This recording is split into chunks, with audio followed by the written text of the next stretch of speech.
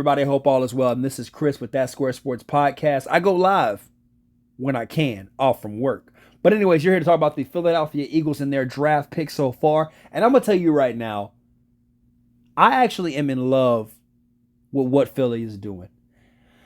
I take a deep breath and I exhale because what Philly just did is they really stole the show with Quentin Mitchell.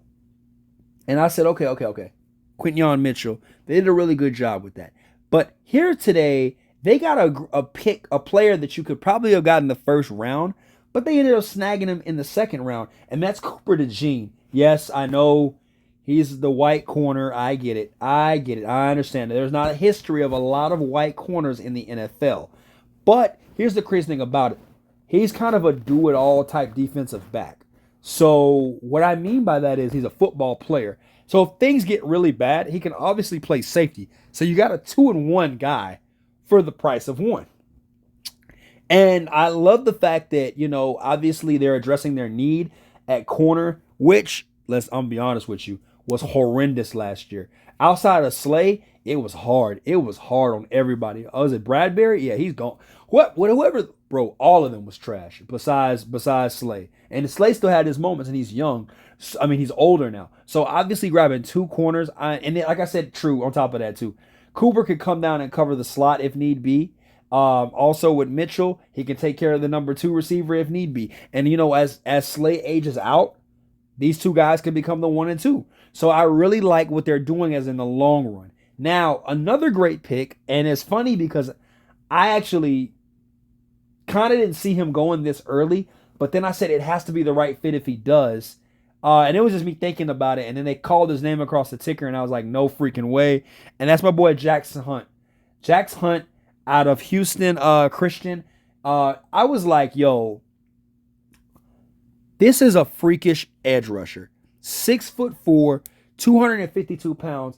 And if you watch his tape, I know it's against a lot of Catholic grade school guys. I get it. I understand you're going against the Muslim High. I get it, bro. Obviously, clearly, he's not playing caliber talent, so he looks bigger than everybody else on the screen. I get that. Here's the thing, though. It's all about system. You got Jalen Carter. You've got Jordan Davis. You just got rid of your edge rusher here a couple weeks back, Eagles. You need to start replenishing that. And what I like about this, too, is the fact that they have a boatload of 4th rounders.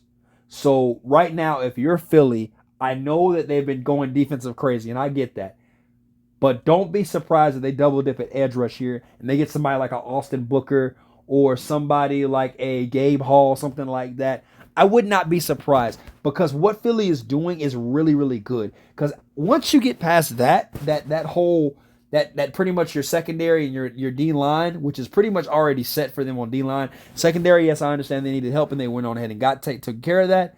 But I really think that offensively they start to rebuild that offensive line. And they're probably going to do it in that second part of that draft. Their GM knows what he's doing. He's not always, being perfect. No GM is perfect. But for the most part, he's really good at picking apart things that need to be taken care of, usually before they become a major problem. So I like him. I like how he wheels and deals the GM. But I will say this. I'm in love with these picks. I think that Dallas is going to have a problem. Jaden Daniels better be careful at Washington. Daniel Jones better be careful over there in the Giants land. And the Cowboys better be careful with Dak Prescott because Philly looks like they're trying to go back to the Super Bowl and actually win it this time. So I really like what they're doing. And I know people are going to be like, this is a stretch. It's only like 3 players is added to their defense. Relax, bro. But it's just the fact of the matter is that these guys really homed in on their weakness. And that was one of their weaknesses was pretty much the fact that they lost Chase and Kelsey. I get that. And injuries. But that secondary, 35 touchdown passes through the air, that is not good. That is not good. So they're addressing that need. With that being said, guys, fly Philly, fly. I'm not even a Eagles fan, but I do always like that saying. But anyways, let me know what you guys think in the comments. Peace.